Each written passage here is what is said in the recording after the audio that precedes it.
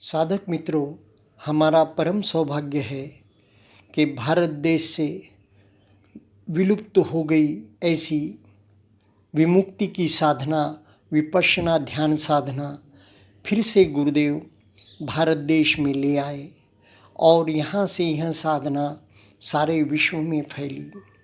यह भी बहुत ही सौभाग्य की बात है कि गुरुदेव एक उच्च कोटि के साधक ही नहीं तो एक साहित्यिक भी है।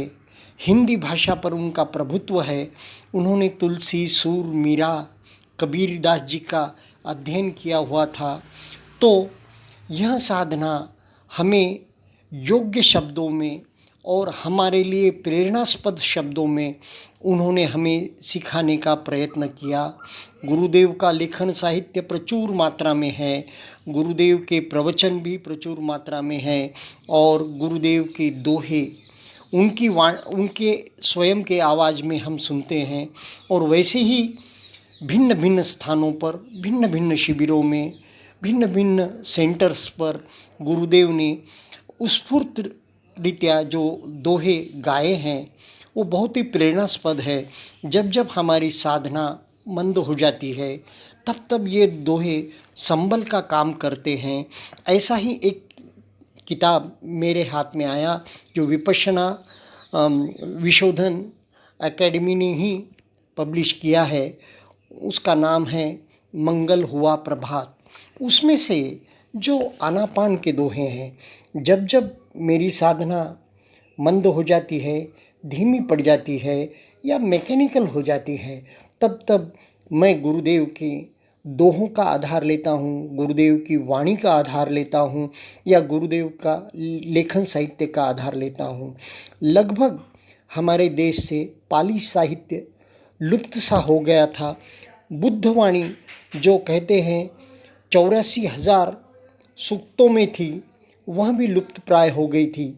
वह फिर से जहाँ तक हो सके हिंदी, अंग्रेजी और पाली भाषा में उपलब्ध कराने का कार्य गुरुदेव ने किया। आइए आज गुरुदेव के ज़्यादा से ज़्यादा आनापान के जो एक जगह पर दोहे हैं, क्योंकि आनापान की ध्यान साधना से ही हमारी विपश्यना का अभ्यास शुरू होता है। 3 चरणों में विपश्यना सिखाई जाती है।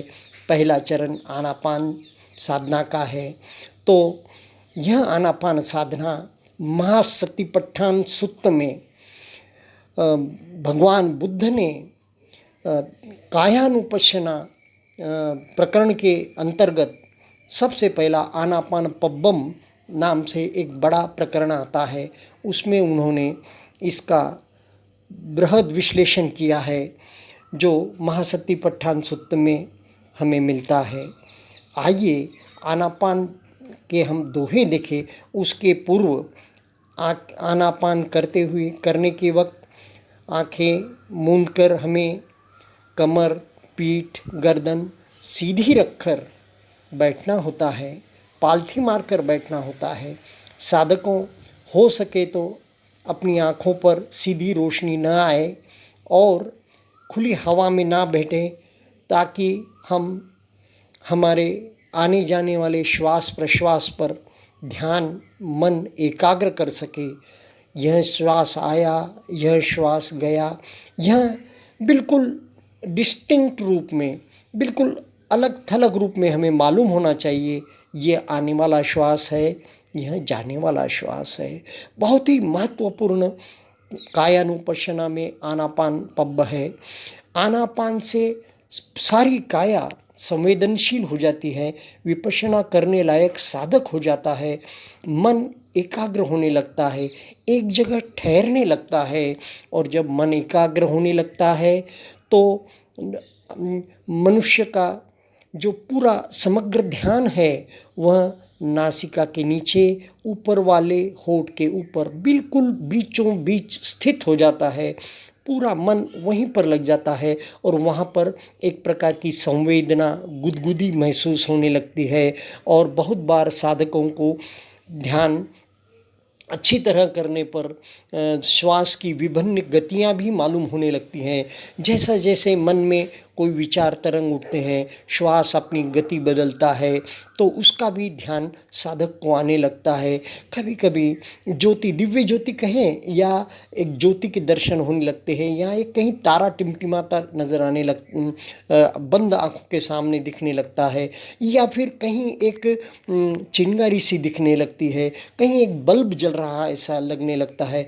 कभी कभी बहुत रोशनी में, हम अंधेरे में बैठे हैं, एकांत में बैठे हैं, एक कमरे में बंद बैठे हैं और एकदम रोशनी ही रोशनी लगने लगती है। इस प्रकार एक घटनाएं साधक के घटने लगती है। वैसे ही कभी कभी जैसे कि कोई कागज चिपका दिया हो अपने नाक के नीचे, ऊपर वाले होंठ के ऊपर बिल्कुल बीचों बीच कागज चिपका दिया हो, या कभी कील ठोक दी हो, ऐसा लगने लगता है। और श्वास भी अपनी गति बहुत तेज कर लेता है और यू टर्न करने लगता है, जैसे ही बाहर आया अंदर गया, जैसे ही बाहर आया अंदर गया। ऐसे जब हम आनापान की साधना गहराई में करने लगते हैं तो ऐसे होने लगता है। चलो तो फिर हम आनापान के कुछ मंगलमय दोहे पढ़े, ताकि हमारे में प्रेरणा जगे, साधना के प्रति हमारा श्रद्धा जगे, साधना के प्रति हमारा विश्वास बढ़े और हम साधना में प्रगति करें।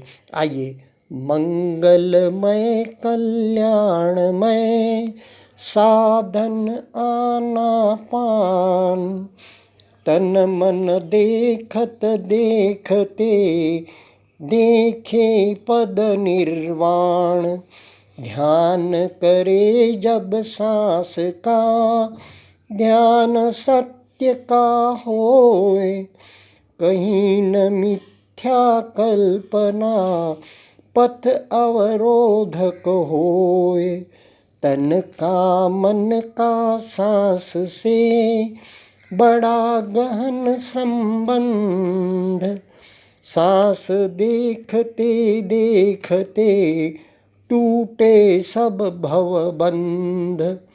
मन चंचल मन चपल है, भाग रहा सब ओर, सांस डोर से बांध कर रोक राख एक ठोर।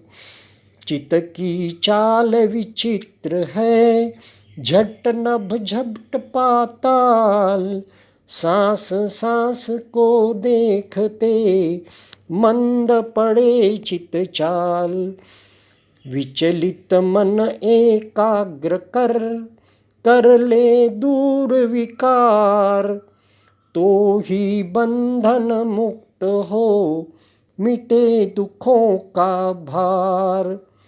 सांस देखते देखते सम्यक होय समाधि, विचलित चित अविचल रहे, दूर होय भव व्याधि। आते जाते सांस को देख सके तो देख, देखत देखत चित्त के दुर्गुण दिखे अनेक। आते जाते सांस को सहज भाव से देख, सांस देखते देखते मिटे दुखों की रेख। आते जाते सांस पर प्रतिक्षण रहे सचेत, अंतर मन की गंदगी उखड़े मूल समेत। आते जाते सांस पर रहे निरंतर ध्यान, कर्मों के बंधन कटे होए परम कल्याण। सांस देखते देखते सत्य प्रगटता जाए, सत्य देखते देखते परम सत्य दिख जाए। सत्य देखते देखते होय अविद्या दूर, चले धर्म के पंथ पर मंगल से भरपूर। सांस विषमता से भरे जब मन जगे विकार, सांस विषमता छोड़ दे जब मन मिटे विकार। देखी निज मन की दशा, देखत देखत सांस। देखी मन की गंदगी, देखी मन की फांस। श्वास श्वास को देखते स्व के दर्शन होए। जिसने देखा स्वयं को, सहज मुक्त है सोए।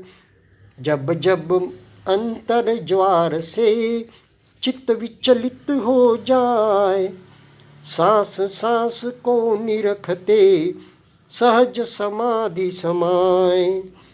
सांस देखते देखते जब मन हो एकाग्र, तब मन सूक्ष्म तीक्ष्ण हो, तब मन हो कुशाग्र। सांस सांस को देखते पुष्ट समाधि होए, तो प्रज्ञा गहरी जगे, मुक्ति सहज ही होए। आते जाते सांस का रहे प्रतिक्षण प्रतिबोध। सांस सांस को देखते होवे चित्त विशोध। आते जाते सांस पर रहे निरंतर ध्यान। सहज सांस की सजगता, यहीं आना पान। सांस देखते देखते चित्त अविचल बन जाए। अविचल चित्त निर्मल बने, सहज मुक्त हो जाए। खूंटी कर ली नासिका, करी सांस की डोर। मन मरकट को बांध कर रोक लिया एक ठोर। चंचल मन को स्थिर करे, शीघ्र लगावे ध्यान। सब साधन में श्रेष्ठ है, साधन आनापान। मंगलमय कल्याणमय साधन आनापान। सांस देखते देखते पाए पद निर्वाण। सांस देखते देखते चित्त संयमित होए। 20 दिवस की साधना शुभ फलदायी होए। सांस देखते देखते चित्त पर संयम होए। दीर्घ शिविर की साधना मंगलदायी होए। सांस देखते देखते चित्त मौन हो जाए। मौन चित्त निर्मल बने, सहज मुक्त हो जाए। शुद्ध सांस की साधना शुभ फलदायी होए।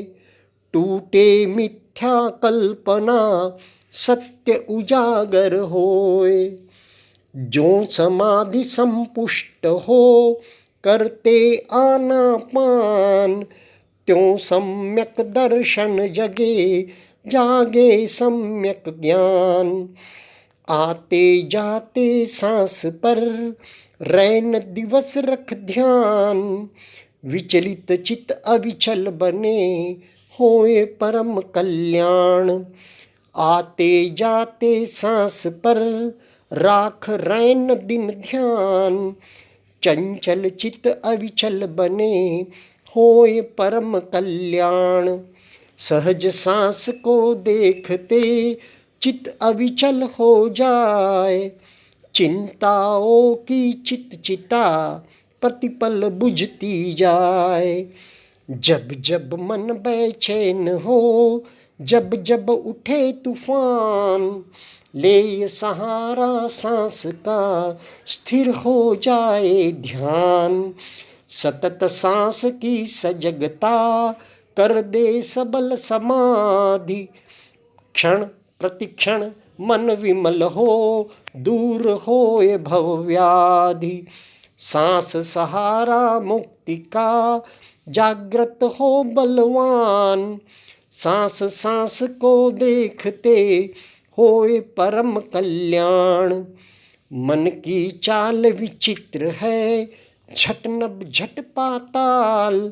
सांस सांस को देखते मंद होए चित चाल। लिए सहारा सांस का चित्त शांत हो जाए। शांत चित्त निर्मल बने, सहज मुक्त हो जाए। करे पराक्रम सर्वदा, रहे सांस पर ध्यान। मन विचलित होवे नहीं, होयन विचलित प्राण। इस प्रकार दोस्तों, हमने आज आनापान के जितने दोहे गुरु जी के एकत्र मिल सके उसका पठन किया। आशा है यह दोहे आपको विपश्यना ध्यान साधना में श्रद्धा विश्वास जगाने के लिए और विपश्यना ध्यान साधना में प्रगति करने के लिए, आपको मोटिवेट करने के लिए और मैकेनिकल हुई या धीमी पड़ी हुई साधना को आगे बढ़ाने के लिए उपयोग में आए। इन दोहों का समय समय पर हम अध्ययन करें या समय समय पर हम इसका वाचन करें या श्रवण करें तो अनंत लाभ होता है। धन्यवाद। अगले एपिसोड में हम कुछ और विषय लेकर और दोहे लेकर कुछ और बातें लेकर गुरुदेव की हाजिर होंगे। विश्व विपश्यना आचार्य श्री सत्यनारायण जी गोयनका के आशीर्वाद से हमें विपश्यना ध्यान साधना मिली है। उसका विमुक्ति के लिए हम मानव जीवन के पूर्ण सार्थक उपयोग के लिए हम उपयोग करें, यही हमारी मनोकामना है। धन्यवाद।